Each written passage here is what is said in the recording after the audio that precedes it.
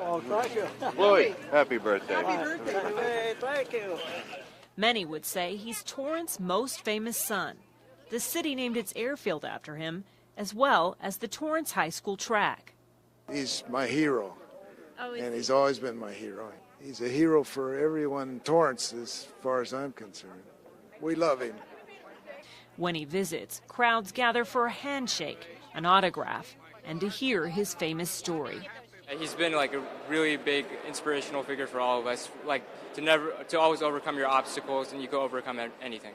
It was nearly 78 years ago that Louis Zamperini made history breaking the world record for the high school mile right here on the Torrance High track. But before he ever set foot here, he already made a big impression in Torrance, not running races, but dodging the police.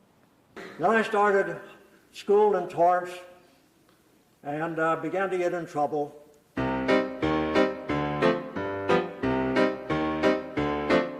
Zamperini was born to Italian immigrants. His family moved to Torrance in his youth and lived in this home at 2028 Gramercy Place. Because his family spoke mostly Italian, Zamperini had an accent, and the kids in the neighborhood made fun of him. He started to act out, and Trouble became his middle name.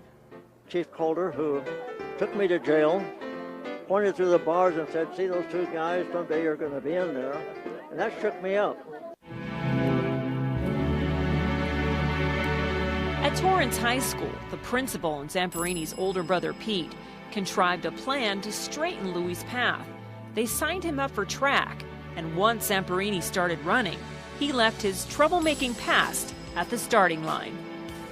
And as I came down the stretch and passed a member of the Narbonne track team, I could hear the students from this school cheering me on, and this was unbelievable. I had no idea that anyone even knew my name, and they were hollering, "Come on, Louie."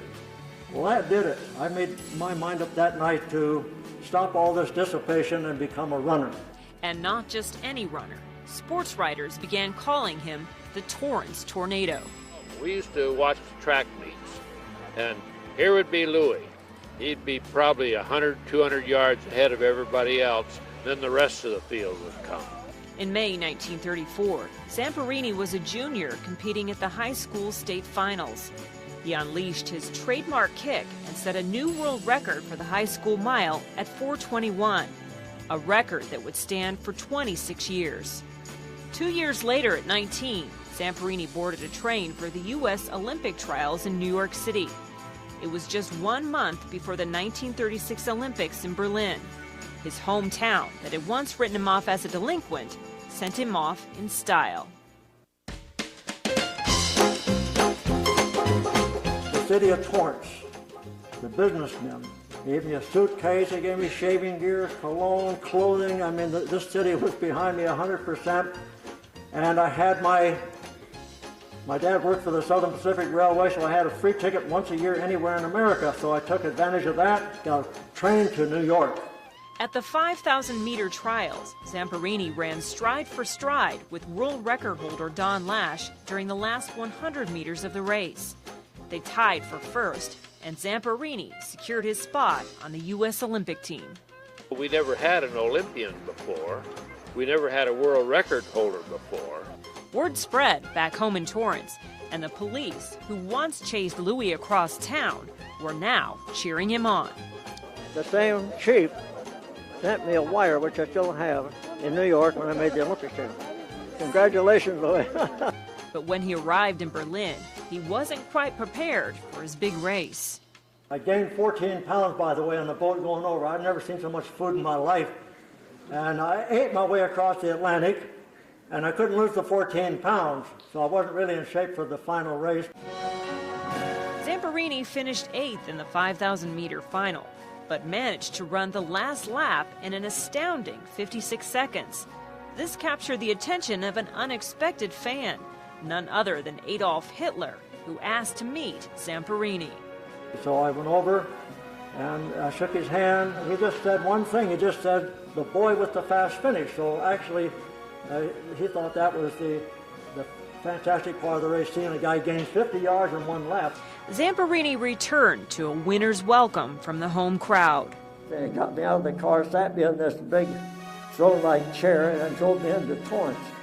At that time, the population was 2,000, and every single person in town, they claimed, was there, including a woman in a wheelchair. It was just unbelievable. I was embarrassed, but that was the city of Torrance then. They claimed that every single person in town was there. And that was a thrill to me to think that I had that kind of backing.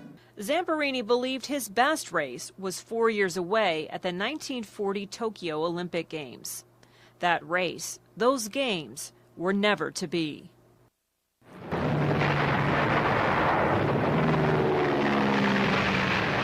As the world tossed and turned into World War II, the next 4 years brought more glory to Zamperini. He shattered the national collegiate mile record at USC. His training continued and World War II began. Zamperini signed up for bombardier training with the Army Air Corps and shipped to Hawaii. May 26, 1943 began like any other day on the air base. Zamperini trained in the morning, then received a call to crew a rescue mission with 11 others to search for a missing B-25. A B-24 named the Green Hornet would serve the mission. Although it had passed inspection, it had been stripped of parts to service other planes. As it hovered over the missing plane's vicinity, the number 1 engine's RPMs dropped suddenly. The Green Hornet shook violently. 2 of 4 engines were out. The plane dropped like a rock and exploded. Zamperini, the pilot, Francis McNamara, and tail gunner Russell Phillips were the only crew members to surface alive. Zamperini swam as fast as he could to reach a floating life raft before it drifted out to sea. Ironically, the rescue crew now waited to be rescued. They waited and waited. As sharks circled the raft, they survived on rainwater and an occasional predator before becoming its prey. So I got this 4-foot shark in the raft, and it took about 20 minutes to open him up. And I was taught in survival school that you can eat the liver only unless the shark meat's cooked. Now, before World War II, all of our vitamin pills were made from shark liver. So we knew it was highly nutritious. Then about 4 or 5 days later, we caught another shark, which is about 3 feet long. And so on 2 different occasions, we had a luscious dinner of raw liver. After 27 days on the raft, a sign of hope, a familiar plane with an unfamiliar red circle, the circle of the Japanese Imperial Air Force. It fired on them for 45 minutes as they pretended to be dead. Miraculously, the bullets missed the men, but it would take days to pump the water out of their shot-up raft. The 35th night would be the last for tail gunner Russell Phillips. Zamperini and McNamara said a prayer and buried him at sea. Meanwhile, back in Torrance, the Zamperinis kept a vigil for their son in spite of receiving a death certificate signed by President Roosevelt. The city had already taken the step to rename Torrance Airfield Zamperini Memorial Field in his honor. Newspapers mourned the death of the Torrance Tornado. On the morning of the 47th day, was it a mirage or a miracle? Clear ahead in the distance, an island. The 2 men had drifted 2,000 miles to the Marshall Islands. Little did they know, their battle to survive was just beginning. It was a Japanese outpost where 9 U.S. Marines had already been beheaded. As prisoners to the Japanese, they survived on rice balls and water. Phillips was eventually transferred to an officers' camp. Zamperini remained and would be subjected to medical experiments by his captors. Eventually, he would be shipped to a Mori camp in Tokyo Bay, where he would come face to face with the man who would become his nemesis, Utsuhiro Watanabe, nicknamed the Bird.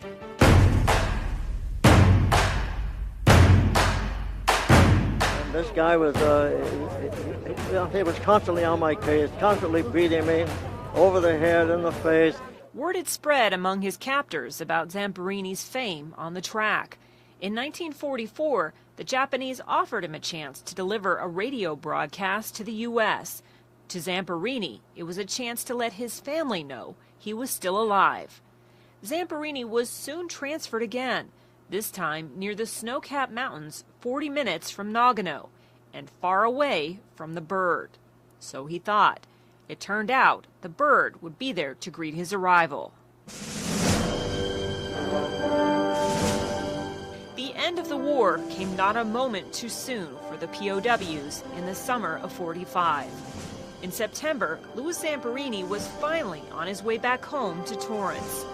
Back in the States, he met and married Miami debutante Cynthia Applewhite. They settled in Hollywood, but it was far from a Hollywood ending. He still couldn't shake the memory of the Bird. I had nightmares about this guy after the war, and it just drove me to drinking and ruined my life. I couldn't get over the nightmares. At his wife's urging, he attended a Reverend Billy Graham crusade, a move he credits with saving his life. When I made my confession of faith in Christ, I knew I'd forgiven them. I knew it. I knew I was through getting drunk, I was through smoking, and I had a whole new life now. Zamperini has spent his post-war decades giving back. He started a camp for troubled boys and frequently shares his inspirational story to others, including Torrance High School students. He has never forgotten the city that served as his starting line, and it's never forgotten him. Upon his return in 1946, Torrance would rename its airfield from Zamperini Memorial Field to Zamperini Field. Because I was just on cloud nine. I mean, it's all this brass here from Washington and Marshfield, and they flew in for the occasion, and they gave the dedication papers to the city, and then honored me as having the field named after me. I tell you, it was the greatest thing that ever happened to me. During a visit to the field in 1987, Zamperini would cash in on another of his 9 lives. As he co-piloted a vintage 1930 Steeman airplane to fly over the city's 75th anniversary, the plane lost oil pressure and made an emergency landing in a field south of Torrance Boulevard. Still sprightly today, Zamperini rarely turns down an invitation to celebrate his birthday in the old neighborhood. For his 89th, he received a warm welcome back at his 2028 Gramercy childhood home.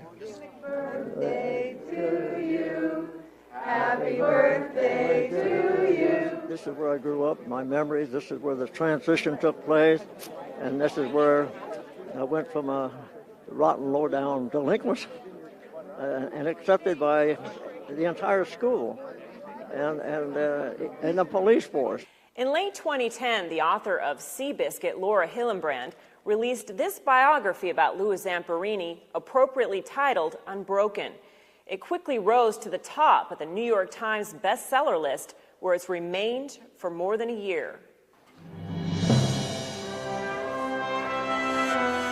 As Zamperini turns 95 this centennial year, we look to his perseverance, which personifies the spirit of Torrance and the spirit of his generation.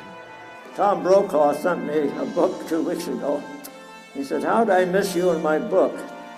Well, he wrote a book called The Greatest Generation, My Generation, but I don't like that term. My term is the hardy generation. And it doesn't have to be an old gray-haired man to be hardy.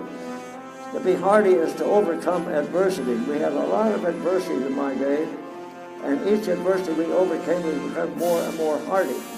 So what I'm saying to you young people is when you come up against a problem, don't turn your back on the problem. Just take the problem by the horns and overcome it, because every time you overcome an adversity or a problem in your life, you become more and more hardy. And that's the secret word, hardiness. Colleen Farrell with the Centennial Oral History.